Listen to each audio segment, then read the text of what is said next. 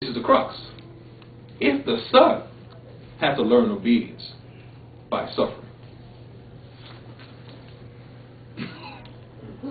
I mean, the problem is we actually still want to be exempted. That's the problem. We actually want to be. It's like, no.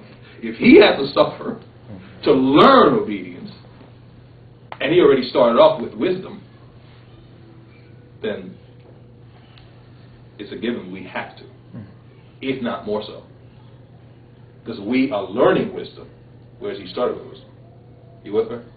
So as we learn wisdom, we probably will repeat some lessons. All right? As you guys will see with your kids, you sometimes wish the kids would just listen. You won't have to go through that. Just listen. But they don't all the time. So, as parents, you say, oh, go ahead. And then the inevitable happens, and I told you. You know, and that's the process we go through, right? And right about 2 years old, that's when that kicks in, right? I can do it. Right around 2, that's when they start saying, I can do it. And unfortunately, that kind of continues. I can do it. I can do it by myself. I can do it by myself. No, you can't. God understands that. So we have to go through this process of learning, learning to be righteous. And every time we think we've learned something, we did, but God's like, well, but you still don't know everything yet. So, to get to the next place, a little more suffering. Anyone, David, I'm sure your health, anyone knows if you want muscle, you've got to rip the ones you have now. The only way to build a muscle is to tear the one you have down. Only way. Muscles built to repair a torn muscle. So to build a muscle, you have to tear the previous one. You with me? And that's kind of what God is doing with us. We get some wisdom, we get some stuff, and we good. And God's like, that's not the end. So I got to rip that apart. Even though for you it's a step, he's like, yeah, it's a step, but I got to rip that apart so I can get to the next thing. This continual process. All right? But I want to give a different picture of this. Like I said, this side of it, again, I think we can understand, but there's still a reason above all this that God is still doing all of this. And it actually goes back to the beginning. We have an enemy. But so what? Let's go back to Revelation 12. It gives him a label that we shouldn't ignore.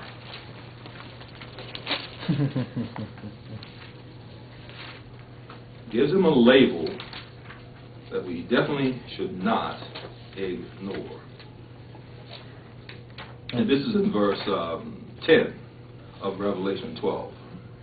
Let me start it, I guess. I read verse 9. And the great dragon was cast out, that old serpent called the devil and Satan, which deceiveth the whole world. He was cast out into the earth, and his angels were cast out with him.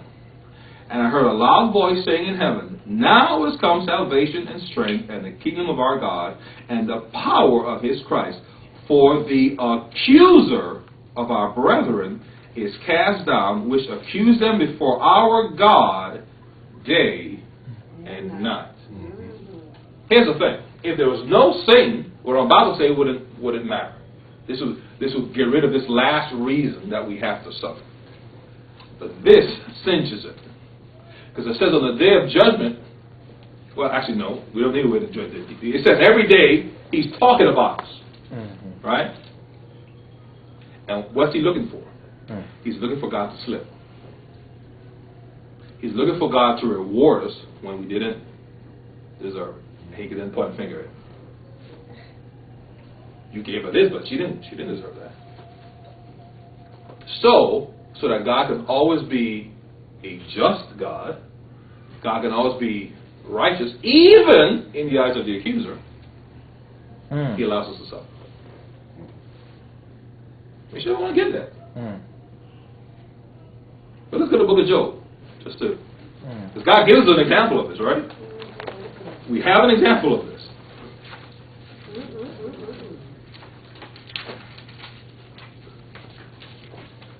Job chapter 1. Then we'll go to Job chapter 2 real quickly. Now we know as part of the law, all males were to present themselves before the Lord 3 times in a year. In other words, this was a big church service 3 times in a year. Okay? So at one of these times, Satan decides to show up. So here in verse 6 it says of Job chapter 1, "Now there was a day when the sons of God came to present themselves before the Lord, and Satan came also among them." We've called this before, but what it wants to tell us is, in many churches today, Satan's on the front row. On the front row. Talking about the people he's caused to sin. Look at your people. Look at your people, God. They're not even worshiping you. They think they are. And I've got him to see. He just sits in the front row just cackling. Look at these fools. That's the picture I want you to get. Every day he's talking about us. Every day he's talking about us. Accusing God. Are you with me? So he says, and the Lord said unto Satan, "Whence comest thou?" Then Satan answered the Lord, "From going to and fro in the earth, and from walking up and down in it." And the Lord said unto Satan, "Hast thou considered my servant Job? There is none like him in the earth, a perfect man." By the way, perfect is context and contextual. He's perfect according to the law. Just make sure you got the right context. "A perfect and upright man, one that feareth God and escheweth evil." Then Satan answered the Lord. Here's the accusation. "Doth Job fear God for naught? Hast not thou made a hedge about him, and about his house, and about all that he hath on every side? Thou hast blessed the work of his hands, and his substance is increased in the land." But, you know, he's saying the only reason he's righteous is because he's protected. Of course he's righteous. Nothing happens to him. See? That's the accusation. So now he's saying, well, see, if you took all that away, he wouldn't worship. He wouldn't worship you at all. He'd run till the cows come home. Are you with me? "But put forth thine hand now, and touch all that he hath, and he will curse thee to thy face." And the Lord said unto Satan, "Behold, all that he hath is in thy power, only upon himself put not forth thy hand." So Satan went forth from the presence of the Lord. Okay? And we know if you keep reading in chapter 1, he goes and does some stuff to Job. Okay? But Job did not curse God. So Satan comes back. Okay? So in chapter 2, verse 1, "Again, there was a day when," I said this happens 3 times a year, "Again, there was a day when the sons of God came to present themselves before the Lord, and Satan came also among them to present himself before the Lord. And the Lord said unto Satan, From whence comest thou?" He goes to the same thing. "And the Lord said unto Satan, Hast thou considered my servant Job? That there is none like him in the earth, a perfect man and an upright man, one that feareth God and escheweth evil, and still he holdeth fast his integrity. Although thou movest me against him to destroy him without cause." And Satan answered the Lord and said, again, another accusation. Well, yeah, of course, because you didn't let me touch him. I got rid of all his worldly possessions, yeah, you know, but if you let me touch him, though, then you curse him.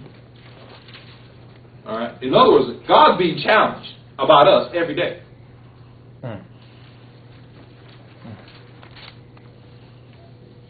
You let them folks call themselves Christian? You see what they did last night? I mean, he's just there talking and talking. So God says, because remember, God's rule is, on day of judgment, he will reward us according to our works. But because Jeremiah 17:9 tells us the heart is deceitful above all things and desperately wicked, if he left it up to us, we wouldn't exactly have the good works that we're supposed to. So he has to help us. Are you with me? God has to literally, even though he's justified us in Christ, we individually aren't justified because we still will do what we want to do. So he's got to put us through some stuff so we can learn obedience. So our reward is now justified. We have fulfilled what he's promised. We're justified in Christ, but individually we got to go through some stuff so that we now fulfill what he's already said. Just like Jesus fulfilled what was said before the foundation of the world. The Lamb was slain before the foundation of the world. Well, here we go. 4,000 years later, whatever. He now fulfills that. Same with us. We're justified in Christ. Well, that's nice. Now we need to fulfill it. And since to fulfill it, we have to work through an enemy.